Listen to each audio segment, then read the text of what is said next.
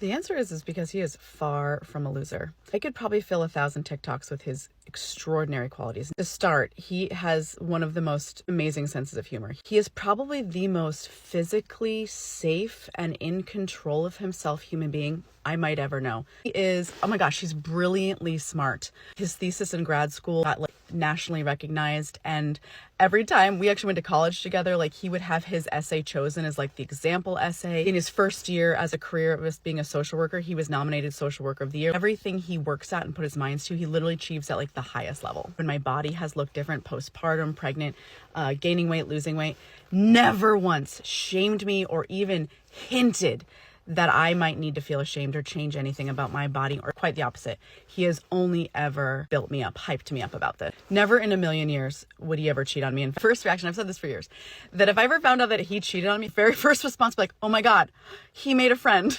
He is, and probably will be for as long as I live, the best father I've ever seen in action. There's a couple people I know right now, shout out to AJ, who are extraordinary fathers that I get to witness in my life. He might be the number one. And just the other day, two of our kids walked through the door, like having this really energetic conversation. I was like, oh, what are you guys talking about? And they just both said, like, we're just talking about how great of a dad we have. Like we might have the best dad we've ever heard of or ever known. That's how good of a father he is, that his own children in real time, while they're being raised, recognize that he is an extraordinary father and they love the way he loves them. He has always been a person of pretty extraordinary integrity, and person who follows through with what he says he's going to do. Is incredible with children. Better than I am. When we first started having kids, he was by far the better parent. Just really natural with kids. So good with kids. In fact, he's gone on enough field trips with my own children that like throughout the school district, like they're like, hey, chaperone dad. Hey, chaperone guy. He's like nicknamed chaperone guy. And other kids love him. We've done foster care, and the little girl that we fostered is now 5. She left us when she was only 1,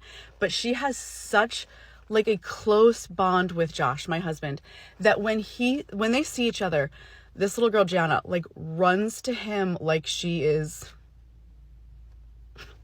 like she can't breathe. She loves him so much, and she makes him a Father's Day card every year because she was adopted by a family member who happens to be a single mom. They love each other. I don't know if you're getting the picture. He's not a bad man. He's a really, really good man.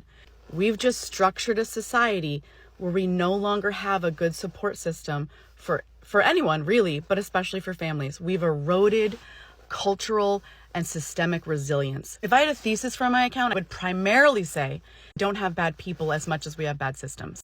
And while yes, men indeed do have a lot to learn in the area of pro-social skills and sharing both the mental and physical load of caretaking and household labor, also, men would have a greater runway to learn those skills without the crushing and breaking of relationships if we had formed a resilient society, if we had economic and public policy that resisted income inequality, we would be better. And it's the opposite's been true. Since the early 1980s, since Ronald Reagan, we have intentionally set economic public policy to create income inequality.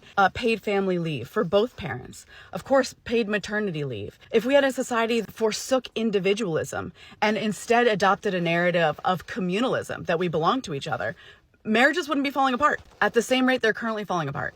I'm currently in grad school for urban planning and city design. And did you know that the United States of America, specifically the suburban model, we are getting the results, the breakdown of a society because we have designed it that way. You actually build cities, you build communities with multimodal transportation structures. That means like walkable and bikeable. When you make it so that things are safe and easy to walk, so that not only adults can walk, but children, the elderly, the disabled can get around. You design human connection, human thriving, and human resilience into the society. But this breakdown of society we're currently seeing is in part because we have designed things this way. We have designed it badly. As you can see, I'm very passionate about that.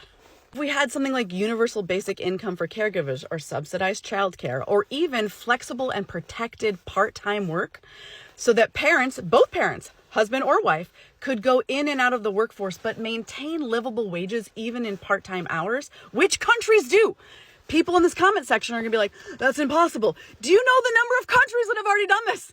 This is not impossible. Universal basic income for caregivers and parents. This happens in the Philippines. It happens in Russia. There are forms of this in New Zealand. It's only Americans that cannot imagine caring for each other well. This struggle that we're having in particular in heterosexual marriages, in heterosexual partnerships, men and women. Right now, there seems like there's a gender war, a battle. And at least on my side with the women, there's this huge push that men are just terrible, men are just evil, men are just horrible. I disagree.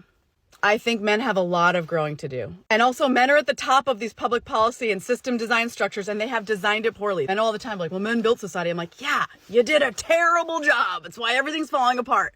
But men as individuals, they're pawns in the broken structure. They're not individually horrible or terrible. Most of them want to be good. Most of them want to be good community members or good husbands or good fathers. They don't set out to be terrible, most of them. But once again, most of them aren't paying attention to the factors that are holding society up, that are eroding us all. If being a human being in the United States of America was a test, we've made the test too hard. And what I mean by that is everything that surrounds human beings is not a resilient structure. It is not a resilient system. It doesn't encourage human thriving.